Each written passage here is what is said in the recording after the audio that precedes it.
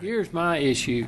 The state does not have a dedicated initiative with respect to cybersecurity. I agree. We actually had money in the budget with Center for Identity that was actually housed at the University of Texas that got zeroed out in line item veto of a rider. And, I'm concerned without that initiative, we're putting all our state agencies at risk. We're putting business at risk. You mentioned the breaches as an example at a Target or a Home Depot. What people forget, and this comes back to the banking industry, these companies they had the breach, but guess who paid for it? The banking community paid for it. Yeah. And that could have been stopped because all those corporations have to do is sweep that information every day, clear it out. Instead of retaining your information, which is what they were doing, if they would sweep it out, we wouldn't have that problem. But because they did. Or worse, Mr. Chairman, selling it. Yeah.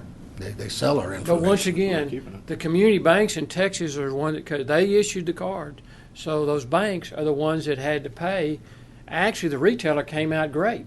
They sold something. They got paid. So no harm. They didn't have any. All they suffered was reputation loss. The banks suffered financially. Yeah. But my concern, then we can move on to the next charge. I'm very concerned that the state does not have a dedicated, initiative with respect to cybersecurity because while we speak, particularly in Eastern Europe, there are guys out there right now, and their whole goal in life is to figure out how to breach in the system. So if the state had a real dedicated commitment to it that is not only assisting, our agencies, but also, our businesses.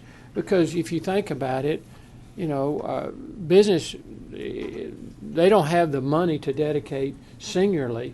But if we had a go-to place in the state where they know all the things that are happening, where the threats are, how you're mitigating, we're not only helping our agencies, but we'll be helping our private sector. And it's not a question of we're going to have a major security issue.